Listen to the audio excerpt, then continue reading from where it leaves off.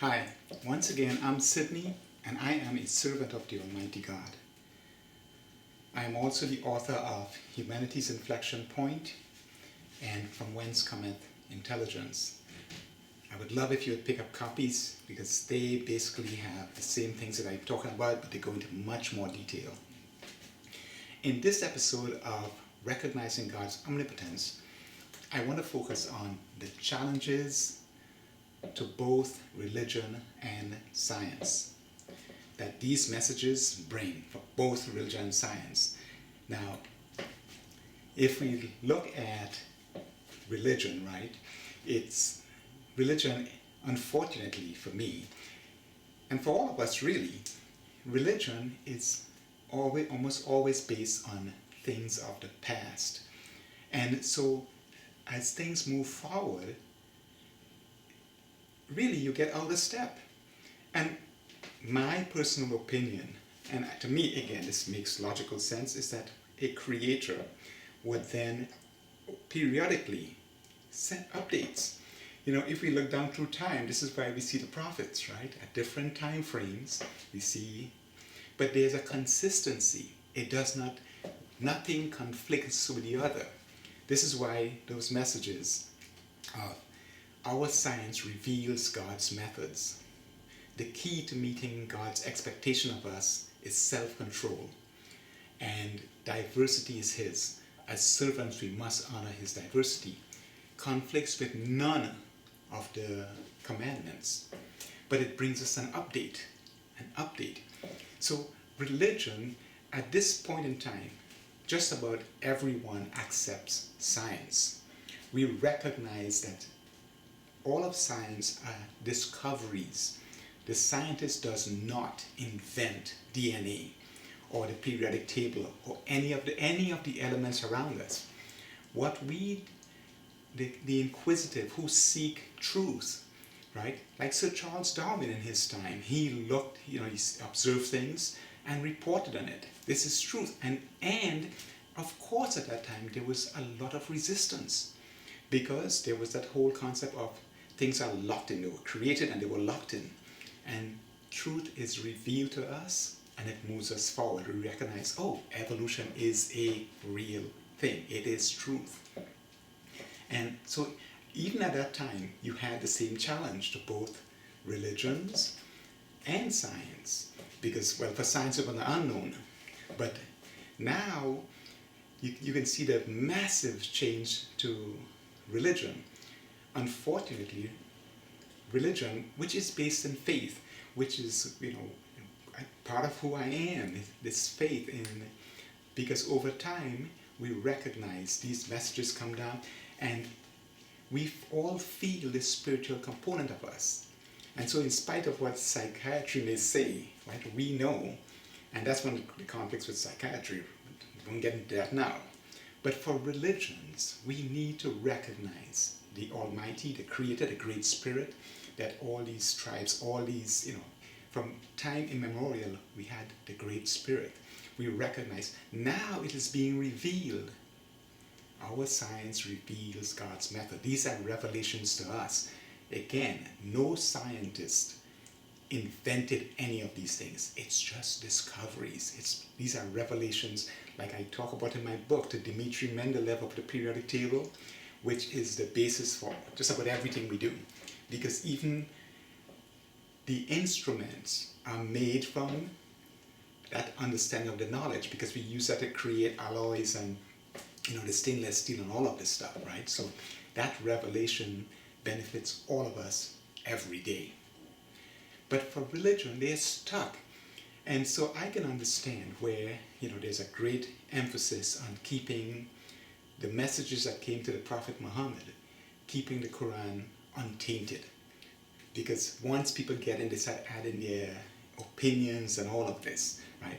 Although we see clerics today who use it to do all kinds of stuff, good and bad. But the bad stuff, it's when man gets in and starts changing stuff. I was raised Christian, but for me, Christianity is about Christ, the Son of Man, who walked and taught us stuff. Unfortunately, we don't have his words. Like with this, people may clip this and take things out of context and say, well, this guy is, trying. But we have the whole record, right? It'll be out there. You can take it and say, nope, this was taken out of context. Because what I'm about to say about, the Bible, we know it's been, and people will, those who say it's in the inerrant, it's a word of God, I would beg to differ. And the classic example that you can bring up is you look at the genealogy of Christ, in Matthew and in Luke, and you see the differences. One has 43 generations, and the other one has 29, and there are only 3 that match. That's right.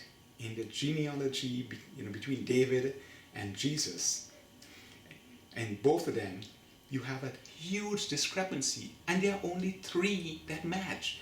Obviously, one is wrong, but that just goes based on what we know from history, not from just fate. Is that the story of Christ and all his teachings, which we should follow, was written long after 40 years after his death. So the message is true, but when it's passed down by man, this is what we come up with.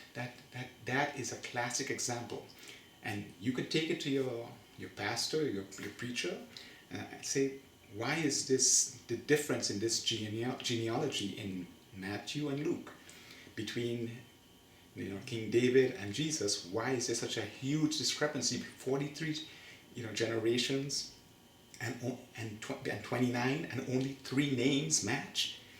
That this is an example, but it's not to discredit the Bible. It's stories meant for us. That's where we get the commandments. My issue with Christians is when you start cherry picking stuff, not what Christ says. Christians not picking up Christ's teachings, but going to all these places to cherry pick things. Okay, but again, the message is down through time, and so it would be cool if recognizing that all religious people recognize medicine. If you recognize medicine, if you recognize technology, this should reverberate with you that our science reveals God's method. They are revelations for us to make us better. The state of the world. Now, just like power and money, these are things, knowledge is something that can be used for good and for evil. But the revelation of those things moves us forward. The fact that we can record this and distribute it across the world for all time, as far as we know now. Okay, this is what the power of recognizing his revelations to us. Recognizing that all of the sciences are discoveries, not invented by any scientist, even though they may attribute that their name may be connected to it. These are revelations. These are things that they discovered.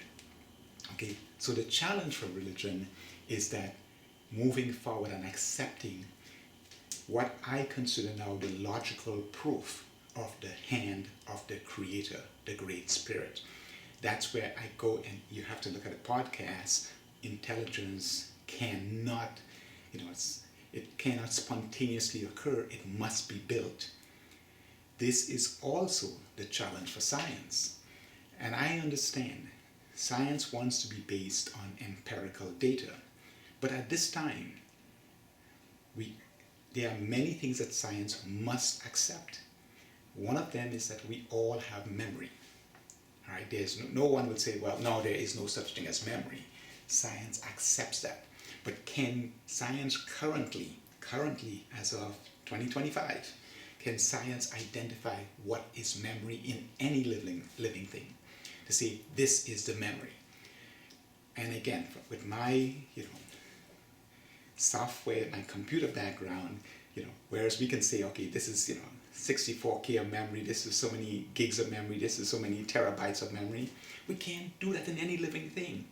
But science has to accept that there is memory, because we understand that memory is what's used for processing, for storing information so it can be retrieved.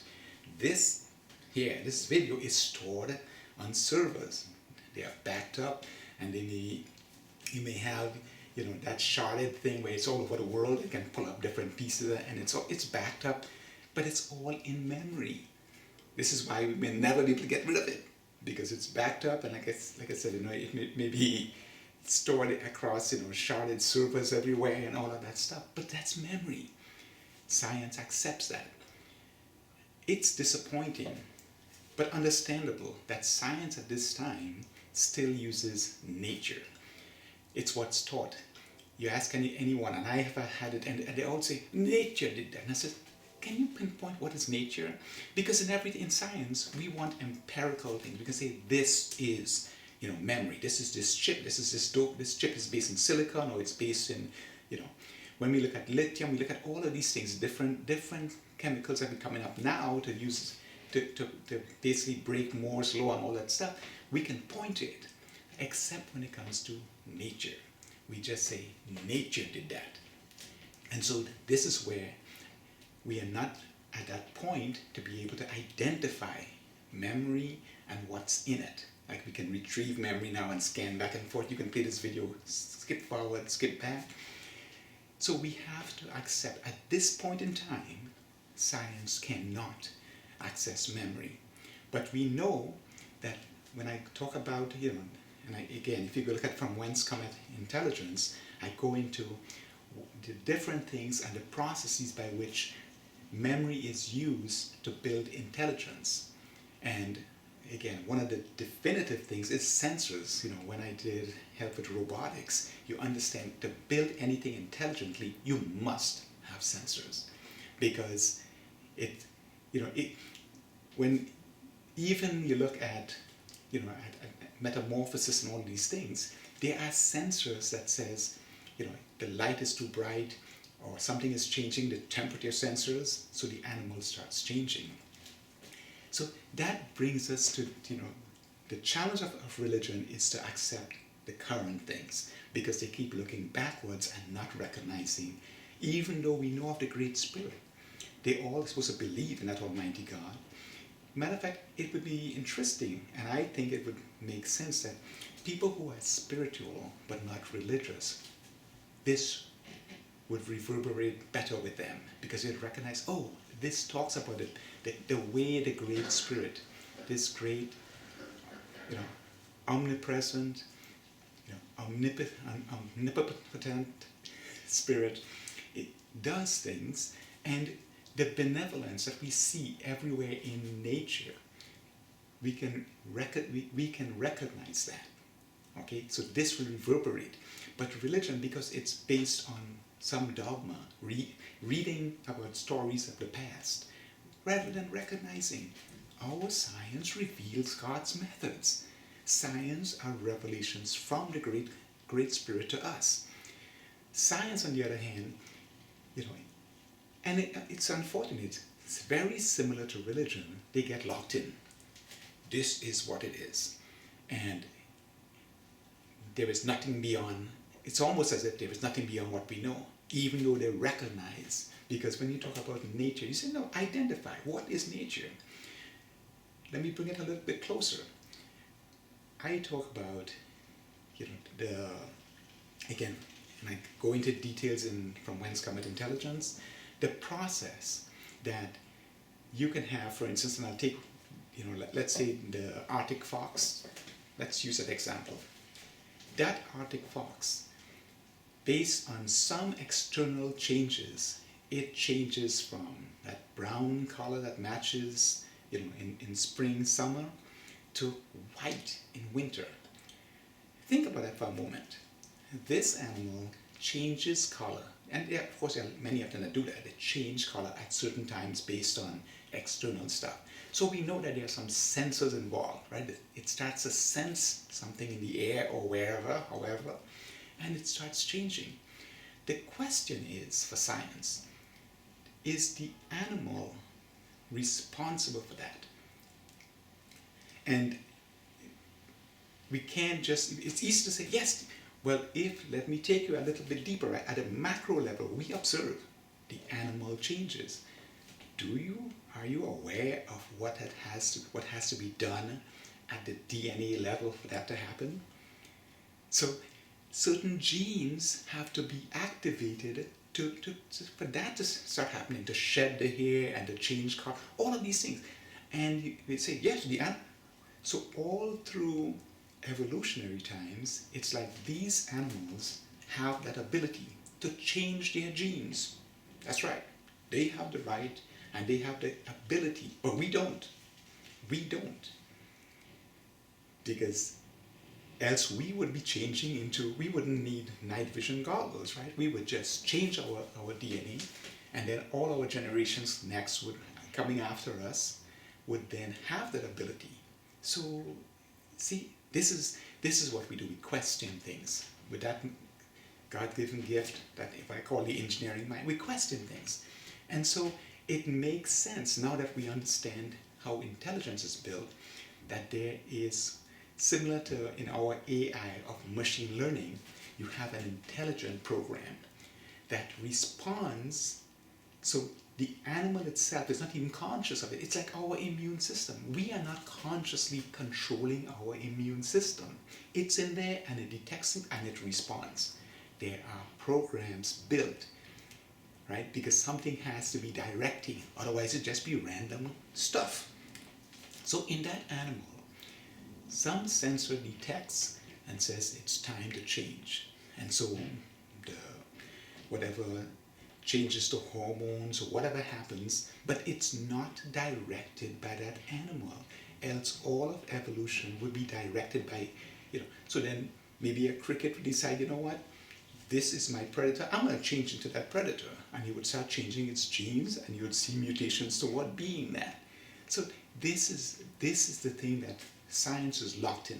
And I understand many people in the scientific field are just learn and say, well, this is what I was taught.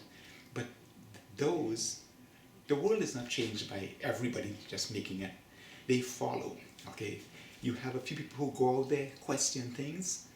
Charles Darwin is a classic example. You go, you question, you observe, and you say, let me try to find. This is where inspiration comes in. We get inspired and we, so this is what it is. Then you have the resistance. In this case, religion and science. Although this brings them together, because we recognize the logic, for science we recognize the logic of it. Intelligence has to be built. And when you follow that podcast, you will understand, because there are multiple things that have to happen simultaneously, and that directs what we see. So thinking that what we see is the beginning, no, that's the end result. If you think about it, if I head for the door, before I head to that door, I have to be thinking, okay, I want to go someplace and I need to get to that door. So that process happens first, before the action. What Charles Darwin observed were the results of that internal processing. This is what we observe when trees drop leaves, when I talk about that Arctic fox changing color. What we observe is the result of that internal process. That's a logical, intelligent process, because it doesn't change colors randomly. One year it's white, next year it's green, and trying to get to purple. It's a logical, locked-in process. The external parameters, for that change are locked in. And so this is where science will be resistant. But eventually, if we think about the theory of evolution, who knows how long it took before that really cemented itself, because there'll be questions. Whenever we observe things, and until we get to the point where we can look into memory, and again, that memory is in all intelligent things. And I talk about the plant with sensors, being able to actually identify the processing within that sensor. Because if you think about that Arctic fox, right, it has which sensors are getting information, feeding it to that processing unit, processing units that says, oh, we need to start this hormonal changes or whatever occurs internally that we see represented by the changing. That those sensors are the first things. They are the first line. It's like the light is too bright, you blink, you close your eyes. The noise is too loud. So you have all kinds of sensors, right? Touch. We have pressure sensors, humidity sensors, all of these sensors. And with any intelligent system, you have to have what we know as real time. So all these sensors are sending information at the same time. You're hearing, you're seeing, all of these things. And the processing happens, it has to be real time. It has to, as your sensors send the information, it has to process, make a decision. Some of them we make consciously, but the ones that go towards, throughout what we observe in the theory of evolution, those are not conscious decisions being made by a bird, by a worm, by a frog. And again, I talk about it from whence cometh intelligence. Things like metamorphosis. Think about that. Butterfly lays an egg, becomes a caterpillar. The intelligence of a caterpillar is different from the chrysalis, which actually, turns back to liquid and then reorganizes cells. Okay? And people say, well, it just happened.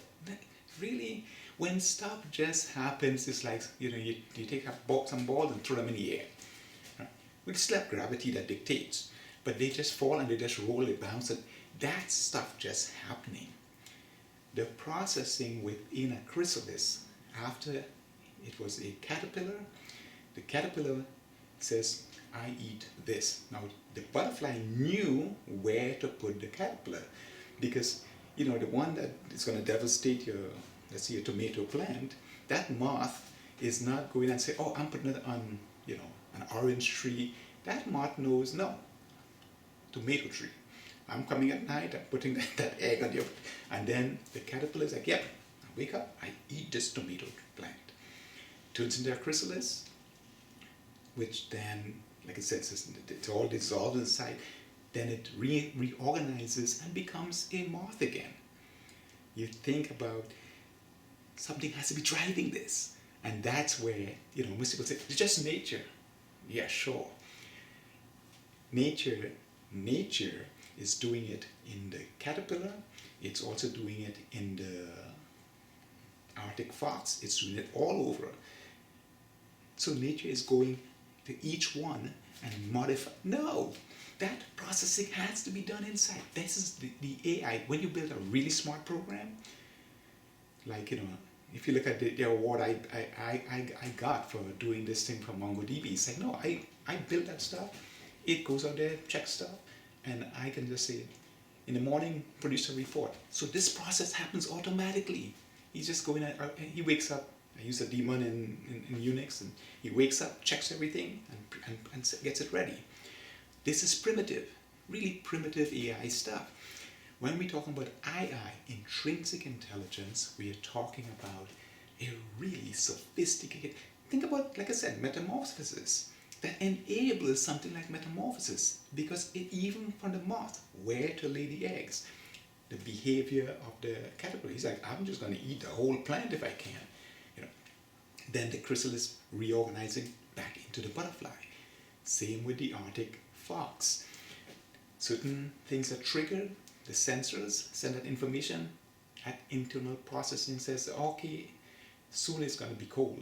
Soon you need a different camouflage. And so it starts. It's not the fox doing that, else we will be doing the same thing. So that's that internal process. And so science has to get to that. That's the challenge of science. And most scientists, I understand, are not researchers. They just accept whatever it is. But this is a challenge that we all, you can get involved in this, in disseminating this, showing the logic that challenges our current science. We can also show it to the religious to say, this is the work of the Creator. This is the one that we should be building a personal relationship with. not your pastor, not your rabbi, not your cleric. So we have the history, but today, we exist in the presence of the Creator, and we can build that personal relationship. So yes, it does shake up. This is what you call a disruption, and I think it'll be the greatest disruption that we've known, because it brings everything together. It brings the scientists, it brings the spiritual but not religious. They recognize the Creator, and but the religion and science will be, it'll be hard work. It will take time, but you can get involved because you now understand. You understand the functioning of the Great Spirit and revealing His methods to us through simple people like myself, showing this.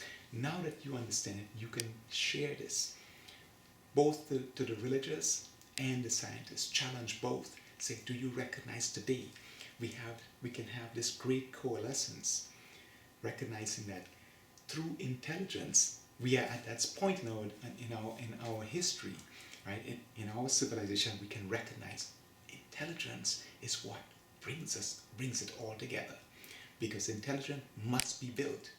Check out the podcast. The components of it says this must be built. It's like programming. It's like what I've done, and the path that he took me on to recognize this with robotics and software development and all of that stuff, to recognize that the components of intelligence must be built.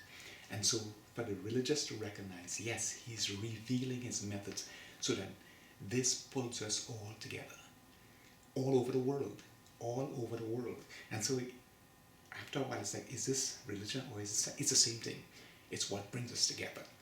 It's recognizing the Creator's hand in both religion and science.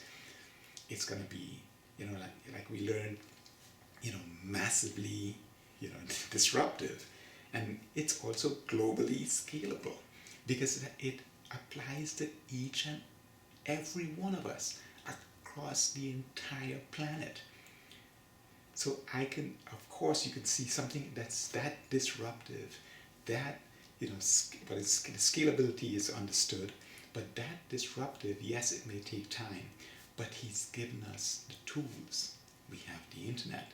We have the method to disseminate this information so that the challenge is not met in one village and then grow. The village is all of us. Brings all of us together. And I'll take, different parts. You're talking about the brotherhood of mankind and all this stuff, but ultimately, the challenge has to be put out by, I'm putting it out there, to both religion and to science, because this brings us together. Once we recognize the logic, and in time, I firmly believe we will be able to look into the details where we can get some empirical proof that these things are, because it's about intelligence. Sensors alone, right? When our civilization starts researching sensors, just sensors, we'll recognize that whoever designed those sensors, whomever or whatever designed those sensors, had to have an intricate knowledge of that which the sensor detects. When we think about our hearing, right? The noise sensors, or the sound, that sound sensors does not react to light, right? The pressure sensors, the light sensors, all of these sensors, they respond to one thing. But we, like I talk about, they can be tunable, because sight is not always the same across all animals. Some have different. An eagle sees differently from us, from a feline, all of these things. So those sensors were designed and they're tuned for different, and so the concept of sensors alone and the processing that has to happen within the sensor, because it has to know I am responding or acting on this type of input, this kind of information, which it has to send somewhere, because it cannot. I don't want to say the brain, because I think of what I call the internal processing system. It has to send that information from multiple sensors, right, to different parts, and then we respond. And that could be automatic, like in our immune system, our digestive system, or in these animals that cause, or and plants, animals and plants. There's intelligence in plants. Like I talk about phototropism, right? A plant turning towards the light. There is a sensor there that says, oh, the light is over here. Then that has to send a signal so that certain growth phases has to occur so that the plant turns, right? So this is the sort of thing that, again, it's revelations both for religion to recognize the revelations of the Creator that we call science. It's also to challenge science to say intelligence. Intelligence is a definitive thing that shows it must be created by and built by something. It cannot spontaneously occur.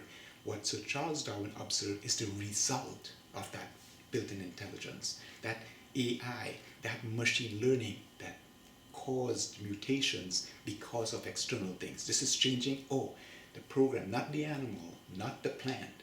Because of these things, the internal program says, responds to that because of the sensors. And again, I go into that in pick up a copy of From Whence Cometh Intelligence. This is the inspiration that will in time change this world. It will be very, very interesting when the coalescence starts happening. It may not happen this year. He's given us the tools, though, to disseminate this information so that the challenge is out there. The challenge both to religion, to recognize His majesty and His omnipotence, and to science to recognize the hand of the great Creator, the designer, the architect, the one to whom we should all strive to have a personal connection. I want to thank you for taking the time to view this and remind you that it's not a coincidence that you did. It's a series of actions and decisions that you made that got you to this, and hopefully you'll pick up a copy of Where We Can Go, Humanity's Inflection Point, and some detailed explanation in From Whence Cometh Intelligence. Once again, I am Sydney. I'm a servant of the Almighty God, and I want to thank you for taking the time to view this. And until next time, may God bless us all. Thank you.